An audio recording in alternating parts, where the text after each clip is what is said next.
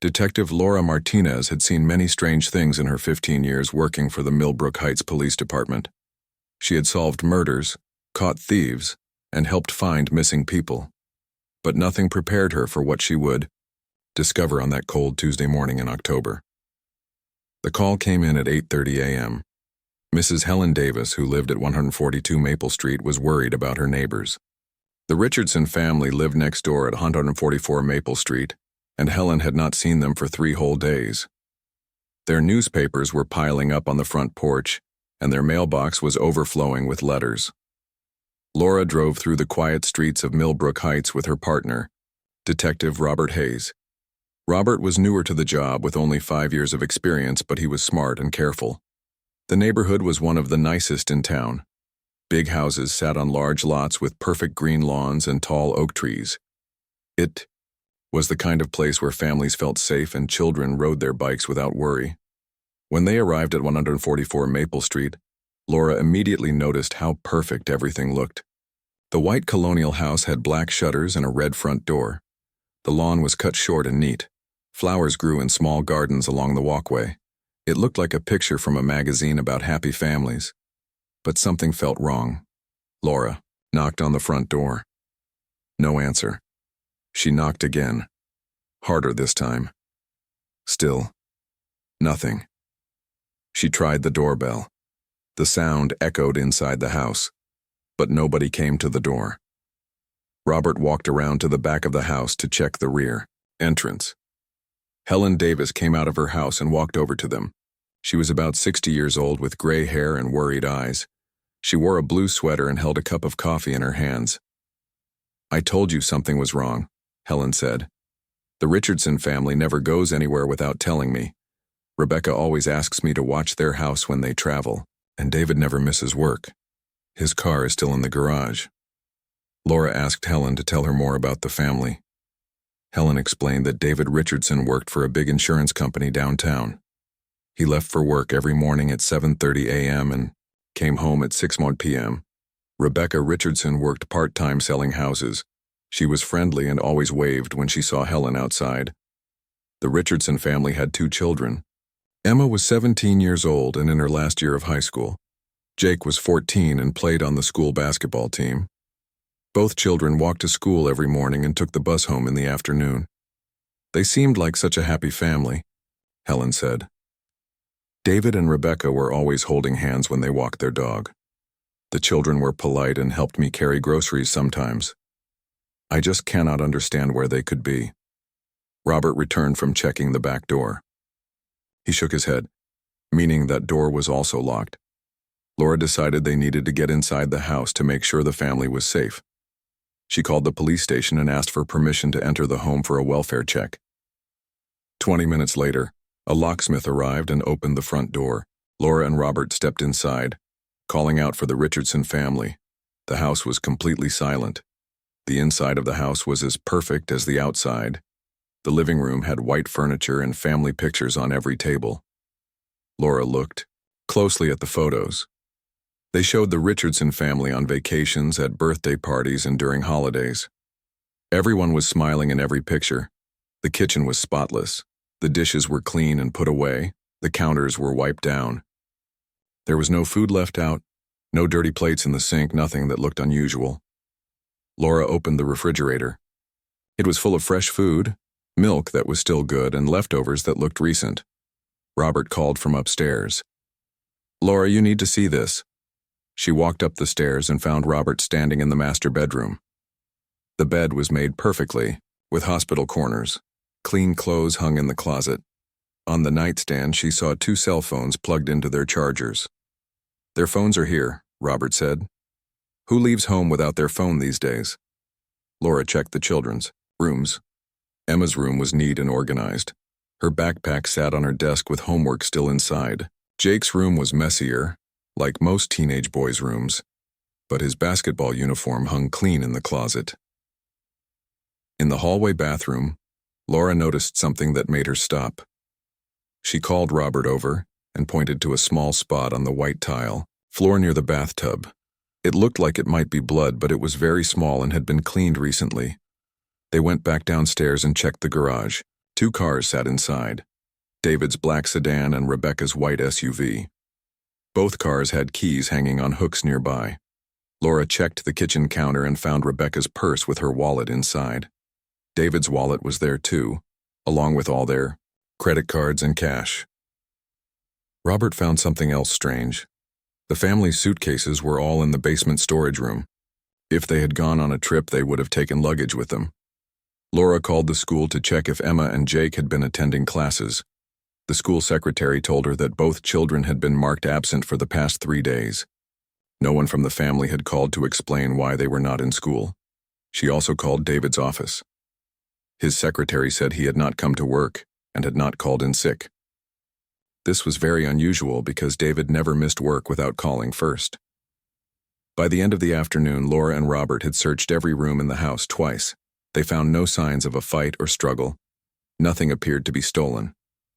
The house looked like a normal family had just stepped out for a few minutes, except that few minutes had turned into 3 days. Laura stood in the living room looking at the family pictures again. David Richardson was a tall man with brown hair and a friendly smile. Rebecca was shorter with blonde hair and bright blue eyes.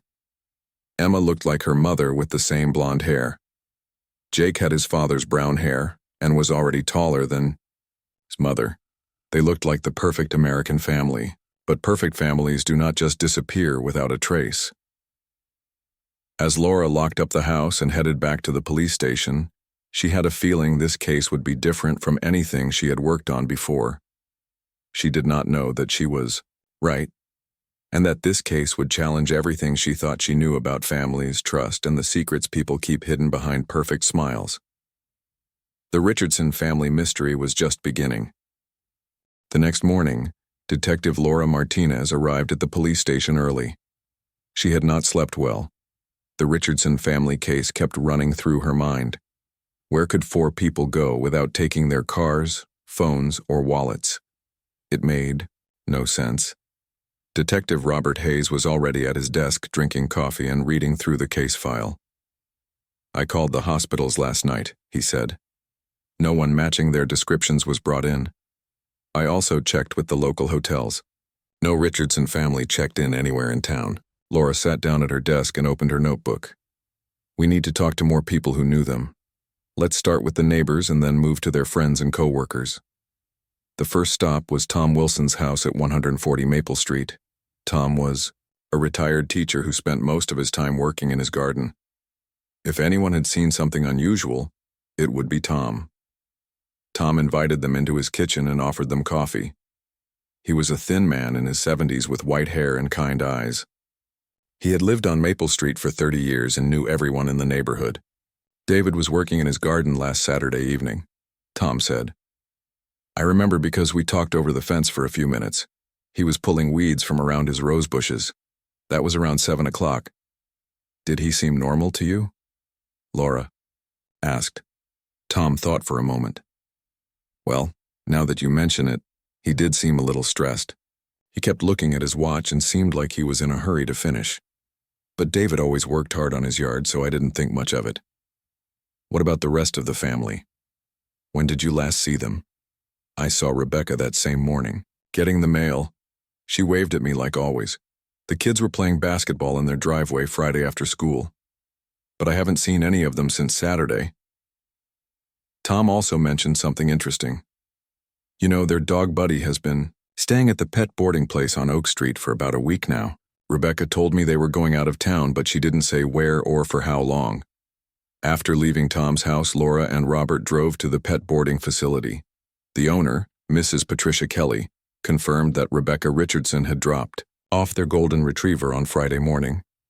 "She paid for 2 weeks in advance," Mrs. Kelly said. "She seemed nervous and in a hurry. Usually Rebecca stays to play with Buddy for a few minutes, but that day she just dropped him off and left quickly." Their next stop was Rebecca's real estate office downtown. The office was small but busy with agents helping customers buy and sell houses. Rebecca's desk was neat and organized with a calendar showing appointments for the current week.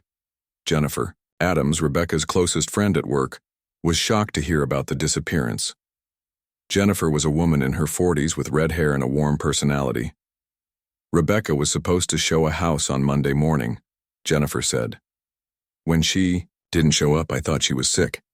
But she always calls when she can't make it to work. This is so unlike her. Jennifer told them that Rebecca had been acting strange for the past few weeks.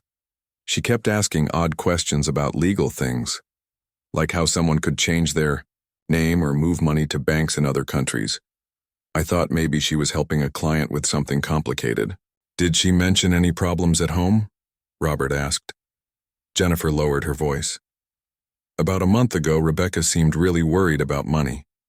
She asked me if I knew any lawyers who specialized in financial crimes. When I asked her why, she just said it was for a friend, but I got the feeling it was more personal than that. The detectives then drove to David's insurance company office in the business district. The building was tall and modern with glass windows and marble floors. David worked on the 10th floor as a senior executive. His secretary, Mrs. Carol Brown, was a woman in her 50s who had worked with David for 8 years. She was clearly worried about her boss. "Mr. Richardson never misses work," she said. "In all the years I've worked for him, he has only called in sick twice. And he always tells me in advance if he's going to be late or leave early." Carol showed them David's office. It was large, with a big wooden desk and bookshelves filled with insurance manuals. Everything looked normal except for one thing. His computer was completely cleared of all personal files. "That's strange," Carol said when Laura pointed this out. "David always kept client files and project documents on his computer. It looks like someone deleted everything." The company's IT department confirmed that someone had accessed David's computer over the weekend and deleted most of the files. They were able to recover some information, but it would take time to restore everything. Laura and Robert then visited Rebecca's sister, Michelle Parker, who lived across town. Michelle was younger than Rebecca, with the same blonde hair but darker eyes. She was crying when she answered the door. "Rebecca and I have coffee together every Monday morning," Michelle said. "We've done this for 5 years, and she has never missed it without calling. I knew something was wrong when she didn't show up yesterday."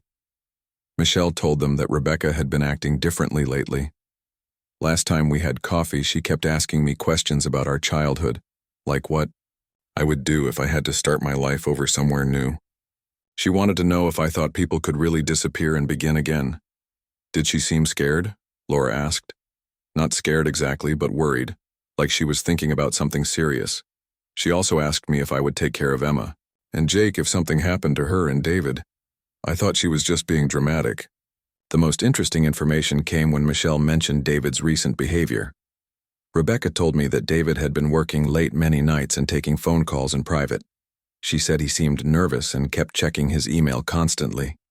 She wondered if he was having problems at work." By the end of the day, Laura and Robert had a clearer picture, but it was not a good one. The Richardson family had not left for a vacation. Someone had planned their disappearance carefully. The deleted computer files, the strange questions about changing identities, and David's nervous behavior all pointed to something much more serious than a family trip. Laura sat at her desk that evening, making notes about everything they had learned. The small blood spot in the bathroom kept bothering her. Tomorrow she would send it to the crime lab for testing. She had a feeling that when the results came back, this case would become much more complicated. Something bad had happened to the Richardson family, and Laura was determined to find out what. Detective Laura Martinez was drinking her morning coffee when the phone rang. It was Thursday, 2 days after they had started investigating the Richardson family disappearance. The crime lab had called with results from the blood sample they found in the bathroom. "The blood belongs to Rebecca Richardson," the lab technician told her. "We matched it to DNA from hair samples you collected from her brush. There's something else, Detective Martinez. The blood shows signs that someone tried to clean it up with bleach." Laura felt her stomach drop. This was no longer a missing persons case. Someone had hurt Rebecca Richardson and tried to hide the evidence. She immediately called Robert and told him to meet her at the station. When Robert arrived, Laura was already on the phone with their captain, requesting a full forensics team to go back to the Richardson house. They needed to search for more evidence that someone might have missed during the initial investigation. But before they could return to the house, another phone call changed everything. "Detective Martinez, "This is Jimmy Walsh from Millbrook Cemetery," the voice said. "I'm the groundskeeper here, and I found something strange behind our maintenance shed. I think you need to come take a look." Laura and Robert drove to the cemetery on the edge of town. Millbrook Cemetery was old and peaceful, with tall trees and weathered headstones dating back over 100 years. Jimmy Walsh was waiting for them by the front gate. Jimmy was a man in his 50s who had worked at the cemetery for 20 years. He knew every corner of the property and took pride in keeping it clean and respectful for families who came to visit their loved ones. "I was cleaning up leaves behind the maintenance shed this morning," Jimmy said as he led them along a gravel path. "That area doesn't get much foot traffic, so I only check it once a week. That's when I found these." He stopped near a small wooden shed where the cemetery kept lawnmowers and gardening tools. Behind the shed, partially hidden under a pile of fallen leaves, something gold caught the sunlight. Laura put on plastic gloves and carefully moved the leaves aside. What she found made her heart race. There was a gold wedding ring, a gold watch, and a green emerald necklace. She recognized the necklace immediately from the family photos in the Richardson house. "These belong to Rebecca Richardson," she told Robert. "I remember seeing her wear this necklace in several of the family pictures." Robert called for the crime scene team while Laura carefully bagged the jewelry as evidence. They expanded their search around the shed and the surrounding area. The cemetery was large, with sections of newer graves near the front and older, less maintained areas toward the back. That's when Detective Martinez made the decision that would crack the case wide open. "Bring in the cadaver dogs," she told the search coordinator. "If Rebecca's jewelry is here, there might be more evidence nearby." 2 hours later, 3 trained search dogs arrived with their handlers. The dogs were specially trained to detect the scent of human remains, even when buried underground. Laura watched nervously as the handlers led the dogs through different sections of the cemetery. One of the dogs, a German shepherd named Rex, began acting excited near the older section of the cemetery. He kept returning to the same spot and barking. The area was overgrown with weeds and had not been used for new burials in many years. "He's got something," the handler said. "Rex is telling us there's something buried here." The forensics team began carefully digging in the area where Rex had indicated. They worked slowly and methodically, treating the site like the crime scene it had become. After 2 hours of careful excavation, they found what they were looking for. Rebecca Richardson's body was buried in a shallow grave about 3 feet underground. Dr. Patricia Coleman, the county medical examiner, arrived to examine the remains. Laura had worked with Dr. Coleman on many cases and trusted her expertise. "She's been dead for about a week," Dr. Coleman said after her initial examination. "I can see evidence of blunt force trauma to the head. Someone hit her with something heavy. I'll know more after I complete the autopsy, but this is definitely a homicide." Laura felt a mix of sadness and determination. Rebecca Richardson had been murdered, and now it was her job to find who killed her and bring them to justice. But where were David and the children? Were they victims too, or were they involved somehow? Robert was on his phone coordinating with other law enforcement agencies. "I've put out alerts for David Richardson and the 2 children," he told Laura. "Their pictures and descriptions are being sent to police departments across the country." The next breakthrough came from an unexpected source. Agent Michael Thompson from the FBI's Financial Crimes Unit called the Millbrook Police Station. He had been investigating David Richardson's insurance company for suspected embezzlement. "We've been watching Richardson for 6 months," Agent Thompson told Laura over the phone. "Our investigation shows he's been stealing money from client accounts and transferring it to offshore banks. We estimate he took over $2 million. "When were you planning to arrest him?" Laura asked. "We were building our case and planned to make the arrest next month. But it looks like Richardson found out we were investigating him and decided to run." Agent Thompson provided more shocking information. David Richardson's passport was missing from his house, along with birth certificates for both children. Security cameras at the airport showed David, Emma, and Jake boarding a flight to Mexico City 3 days ago. He left the country with his children while his wife's body was buried in a cemetery, Laura said to Robert after hanging up the phone. "What kind of man does that?" The investigation now became international.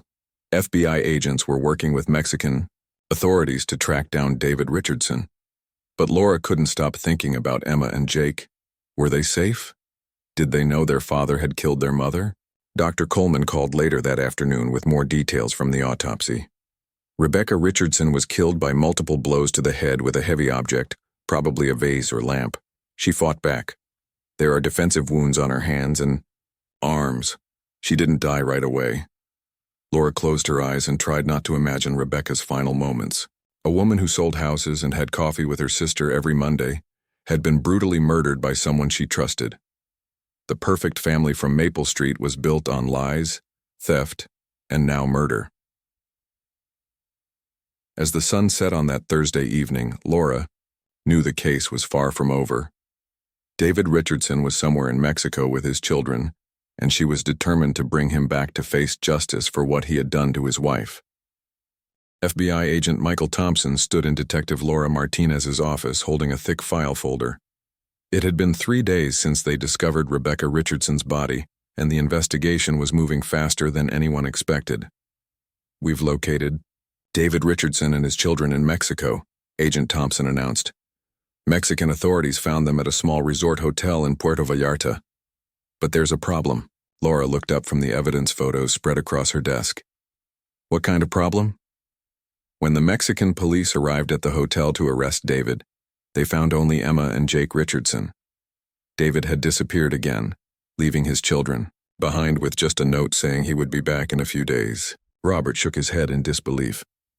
He abandoned his own kids in a foreign country after murdering their mother. What kind of monster is this guy?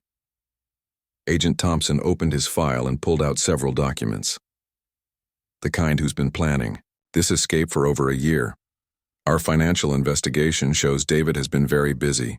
He opened bank accounts in 3 different countries, obtained fake identification documents, and even bought property in Belize." The agent showed them printed emails and bank records. David had been transferring stolen money from his insurance company to accounts in Panama, Costa Rica, and Belize. He had also been in contact with a man named Carlos Mendez, who specialized in helping wealthy Americans disappear. "Carlos Mendez runs what we call a disappearance service," Agent Thompson explained. "For the right price, he provides new identities, safe housing, and transportation to countries that don't cooperate with American law enforcement. David paid him $300,000. Laura studied the bank records. The amounts were staggering. David had stolen over $2.5 million from his company over 2 years. How did he think he could get away with this? Didn't anyone at his company notice the missing money? He was smart about it, Agent Thompson said. David stole small amounts from many different client accounts. He would move money around to cover the gaps when audits happened. It might have worked for years if we hadn't been tipped off by a company accountant who noticed some unusual patterns." The agent's phone rang, and he answered it immediately. Laura could hear him speaking in Spanish to someone on the other end. After a few minutes, he hung up with a serious expression. "That was the Mexican authorities.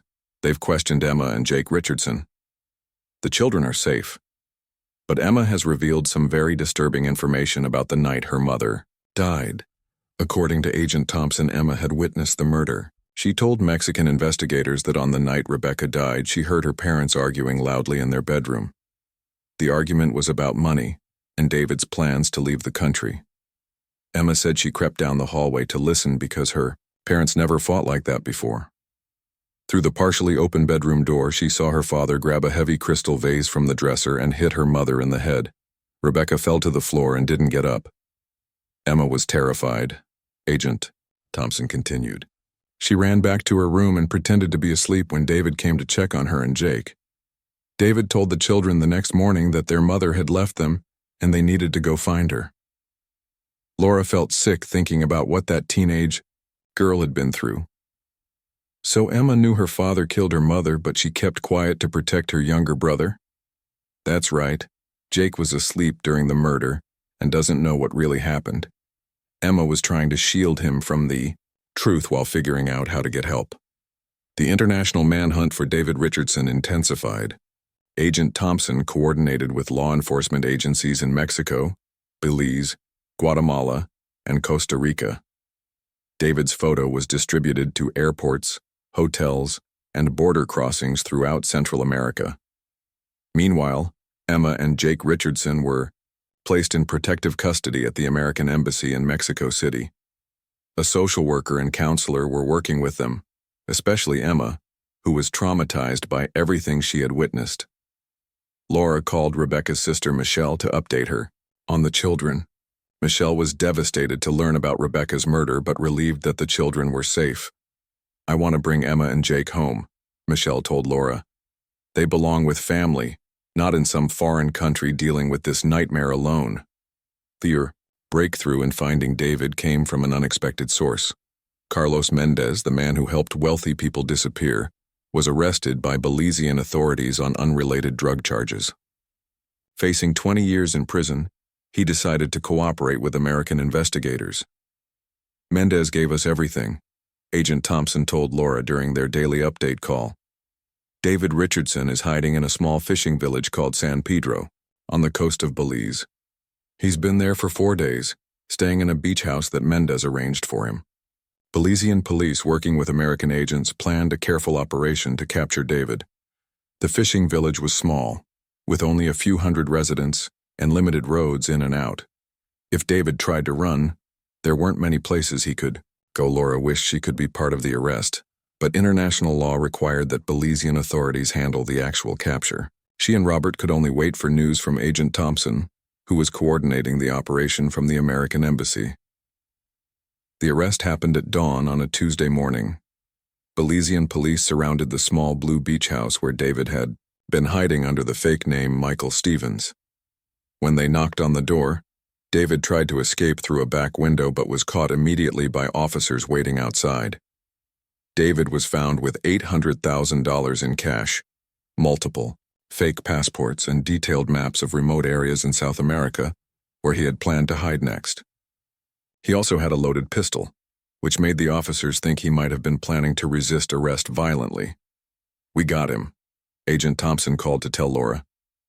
"David Richardson is in custody and will be returned to the United States within 48 hours. It's over." But Laura knew it wasn't really over. David would face trial for murder, and his children would have to live with the knowledge that their father killed their mother. The Richardson family's perfect life on Maple Street was destroyed forever, and no arrest could change that. Emma and Jake were flown back to the United States the same day their father was captured. Michelle Parker met them at the airport and took them to her home, where they would try to rebuild their lives away from the tragedy that had torn their family apart. Laura stood in the Richardsons' empty house one more time before it was officially released from police custody. The family photos still sat on the tables, showing happier times that now seemed like lies. She wondered if David had been planning Rebecca's murder even while smiling for those pictures. As she locked the front door behind her, Laura thought about how quickly a normal life could become a nightmare. The Richardson family had seemed perfect from the outside, but underneath were secrets, lies, and eventually violence that destroyed everything they had built together. Detective Laura Martinez watched through the airport window as the small FBI jet landed at Millbrook Regional Airport. After 2 weeks of international cooperation and careful planning, David Richardson was finally being brought back to American soil to face justice for murdering his wife. Agent Michael Thompson emerged from the plane first, followed by 2 other federal agents escorting David Richardson in handcuffs and leg shackles. Laura was surprised by David's appearance. The man she had seen in family photos looked confident and successful. The man walking across the tarmac looked thin, tired, and defeated. David's expensive business suits had been replaced by an orange prison jumpsuit. His face was unshaven and his hair was messy, but what struck Laura most were his eyes. They looked empty, as if the man who had once seemed like a perfect family man was no longer there. "He hasn't said much during the flight," Agent Thompson told Laura as they walked toward the waiting police cars. "His lawyer met us in Mexico and advised him to stay quiet until we get back to Millbrook. But I think reality is starting to hit him." The drive from the airport to the Millbrook Police Department was silent. David sat in the back of the police car staring out the window at the familiar streets of his hometown.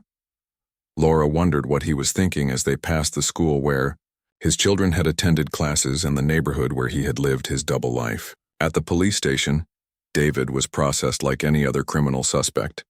His fingerprints were taken, his photograph was captured from multiple angles, and he was given the standard police interview about his rights.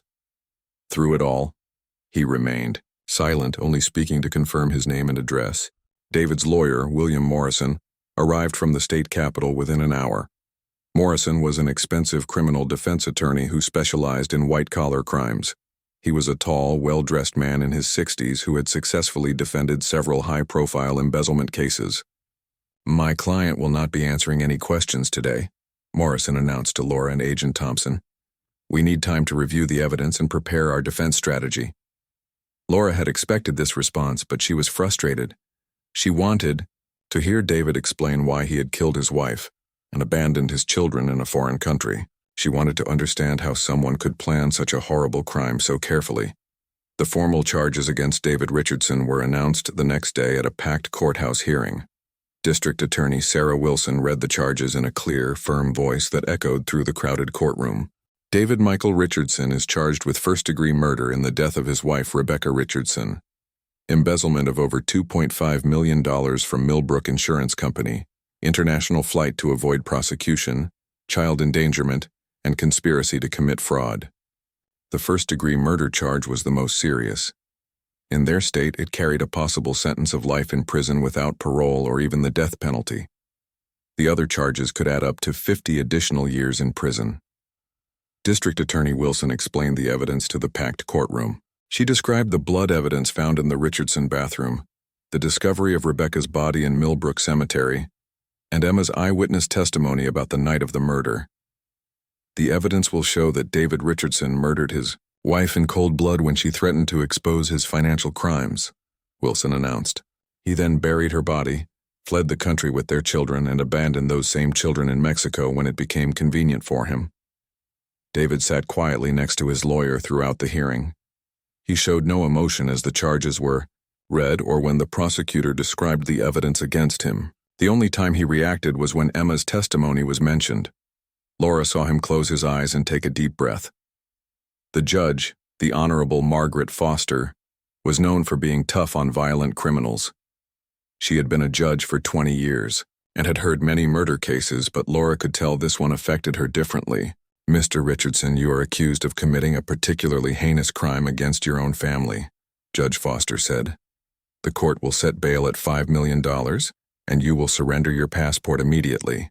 David's lawyer argued that the bail amount was too high, but Judge Foster was unmoved. "Your client had already demonstrated his willingness to flee the country once. I will not give him another opportunity." Since David no longer had access to his stolen money, which had been frozen by federal authorities, he could not make bail. He was sent to the county jail to await trial.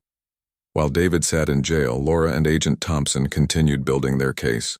They interviewed David's co-workers at the insurance company, many of whom were shocked to learn about his crimes. Carol Brown, David's secretary, was particularly helpful. She provided detailed information about David's behavior in the weeks before Rebecca's murder. "Mr. Richardson seemed very stressed and distracted," Carol told them. "He kept getting phone calls that he would take in private. Sometimes I heard him speaking Spanish, which was strange because I never knew he spoke that language."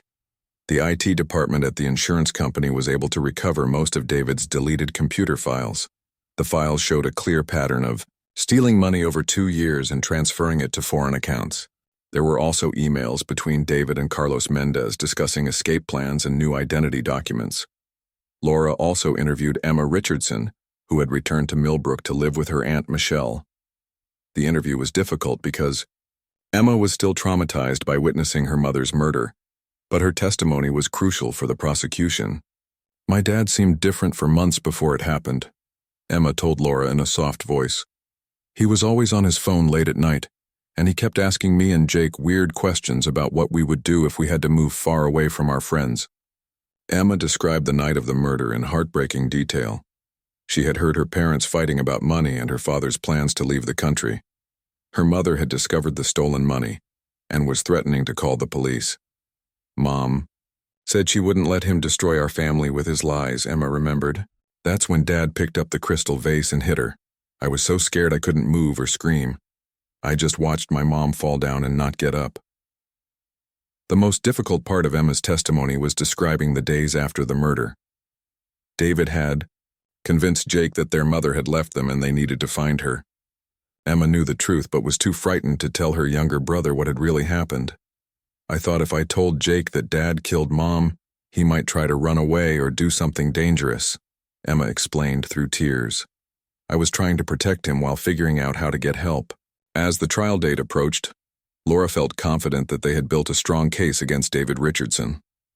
The physical evidence, financial records, and Emma's eyewitness testimony painted a clear picture of premeditated murder, motivated by greed and desperation. But she also knew that David's expensive lawyer would try to create reasonable doubt in the jury's minds. Morrison might argue that the murder was not planned, or that David was somehow justified in his actions, or that the evidence was not as clear as it seemed. Laura had worked on many murder cases, but this one felt personal. She had seen how David's crimes had destroyed not just Rebecca's life, but also the lives of Emma and Jake. 2 children had lost both parents, one to murder and one to prison, and they would carry those scars for the rest of their lives. The trial of David Richardson would begin in 6 weeks, and Laura was determined to see that justice was served for Rebecca and her children. The courthouse in downtown Millbrook had never seen so much attention.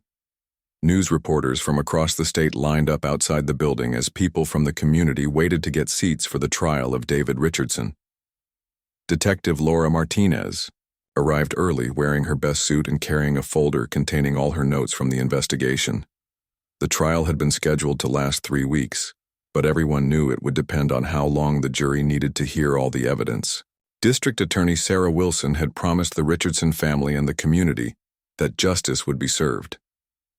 Judge Margaret Foster entered the courtroom at exactly 9 o'clock, and everyone stood up as she took her seat behind the large, wooden bench. David Richardson sat at the defendant's table wearing a dark blue suit, looking very different from the man who had been arrested in Belize. His expensive lawyer, William Morrison, sat beside him with stacks of legal documents. The jury selection had taken 2 days, and now 12 citizens of Millbrook would decide David's fate. The jury included 6 men and 6 women, ranging in age from 25 to 68. They came from different backgrounds, but they all lived in the community that David's crimes had shocked. District Attorney Wilson stood up to give her opening statement. She was a woman in her 40s who had prosecuted many serious cases, but she spoke about the Richardson case with particular passion. "Ladies and gentlemen of the jury, this case is about betrayal, greed, and cold-blooded murder," Wilson began. "David Richardson was trusted by his family, his employer, and his community. He betrayed that trust in the worst possible way." Wilson explained how David had stolen over $2.5 million from his insurance company over 2 years. When his wife Rebecca discovered his crimes and threatened to turn him in, David chose murder over facing the consequences of his actions. "The evidence will show that David Richardson killed his wife with a crystal vase in their bedroom, buried her body in a cemetery, and then fled the country with their children," Wilson continued. "When it became inconvenient to care for those children, he abandoned them in a foreign country and continued running." Defense attorney Morrison's opening statement painted a very different picture. He argued that David was a man who had made mistakes, but was not a cold-blooded killer. "My client is guilty of financial crimes," Morrison admitted. "He made bad decisions and took money that didn't belong to him. But the prosecution has not proven that he intentionally murdered his wife. This could have been a tragic accident." During an argument that got out of control, Morrison also suggested that the evidence against David was not as strong as the prosecution claimed. He questioned whether Emma's testimony was reliable, given her young age and the trauma she had experienced. The first witness was Detective Laura Martinez herself. She spent 2 hours describing the investigation from the beginning, starting with the call from neighbor Helen Davis about the missing family. She explained how they found the house empty but perfectly clean, and how the small blood spot in the bathroom led them to realize this was more than a simple disappearance. Everything in the house looked normal, but the family was gone without their cars, phones, or wallets, Laura testified. "In 15 years as a detective, I had never seen anything like it." Agent Michael Thompson testified about the financial investigation that revealed David's embezzlement scheme. He showed the jury bank records, email communications with Carlos Mendez, and evidence of David's elaborate escape plan. David Richardson spent over a year planning his disappearance, Thompson explained. He opened accounts in foreign countries, obtained fake identification documents, and even bought property in Belize. This was not the desperate act of a panicked man. It was carefully planned. The most powerful testimony came from Emma Richardson. Now 18 years old, she had spent months in counseling to prepare for this moment. Her Aunt Michelle sat in the front row for support as Emma took the witness stand. Emma spoke in a quiet but clear voice as she described the night her mother died.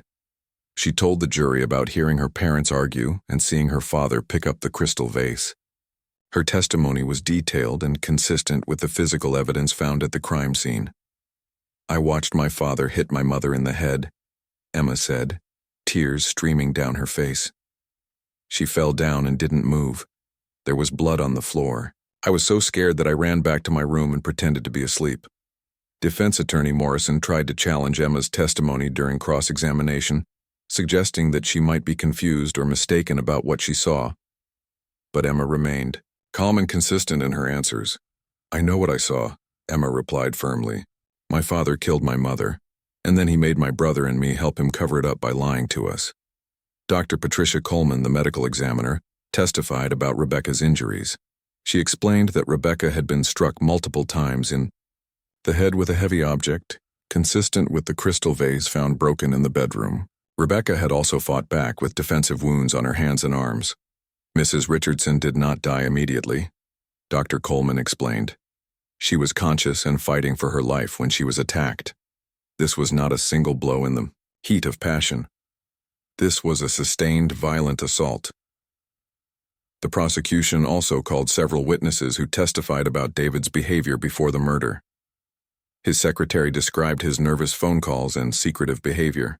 Rebecca's sister Michelle testified about Rebecca's concerns regarding David's late-night activities and strange questions about changing identities. The defense called only a few witnesses, mostly character witnesses who testified that David had been a good employee and community member before his crimes. Morrison argued that David's actions were the result of mental breakdown and financial pressure, not calculated evil. In his closing argument, Morrison made one final plea for mercy. David Richardson is guilty of terrible crimes, but he is not the monster the prosecution has portrayed. He is a man who made catastrophic mistakes and will spend the rest of his life paying for them. District Attorney Wilson's closing argument was powerful and emotional. She reminded the jury that David had not only killed his wife but had traumatized his children by making them part of his cover-up. Rebecca Richardson was a loving mother and wife who discovered her husband was a thief and tried to do the right thing, Wilson said. David Richardson murdered her for it. He then put his children through unimaginable trauma to protect himself. This man deserves no mercy. The jury deliberated for 2 full days. Laura waited nervously at the police station, checking her phone constantly for updates. When the call finally came that the jury had reached a verdict, she drove to the courthouse as fast as she could. The courtroom was packed as the jury foreman stood to read the verdict. David Richardson showed no emotion as he heard the words that would determine the rest of his life. "We, the jury, find the defendant David Richardson guilty of first-degree murder in the death of Rebecca Richardson." The foreman continued reading. Guilty verdicts on all the other charges as well. David finally showed emotion when he heard the word guilty repeated again and again. His shoulders slumped and he put his head in his hands. 2 weeks later, Judge Foster sentenced David Richardson to life in prison without the possibility of parole for the murder charge, plus an additional 25 years for the financial crimes and other charges. David would never be a free man again. After the sentencing, Laura stood outside the courthouse with Emma and Jake Richardson and their Aunt Michelle. The children were trying to rebuild their lives, but Laura knew they would carry the scars of their father's crimes forever. Emma was starting college in the fall and wanted to study social work to help other children who had experienced trauma. Jake was doing well in school and playing basketball, but he still struggled with nightmares about the night his family disappeared. "Thank you for finding the truth," Emma told Laura. I know it won't bring my mom back, but at least now everyone knows what really happened. The Richardson house on Maple Street remained empty for months before finally being sold to a new family. Laura sometimes drove past it on her way to work and thought about how normal it had looked on the outside, while hiding such terrible secrets. The case changed Laura as a detective and as a person. She had learned that perfect families could be built on lies, that trusted people could commit unthinkable crimes, and that children were often the innocent victims who paid the highest price. But she had also learned that truth and justice were worth fighting for, no matter how difficult the investigation or how painful the process. Rebecca Richardson had been murdered by someone who was supposed to love and protect her, but the legal system had held her killer accountable. David Richardson would spend the rest of his life in a prison cell, with plenty of time to think about the choices that had destroyed his family and community. Emma and Jake would grow up knowing their father was a murderer, but they would also know that justice had been served and that people like Detective Martinez cared enough to fight for the truth.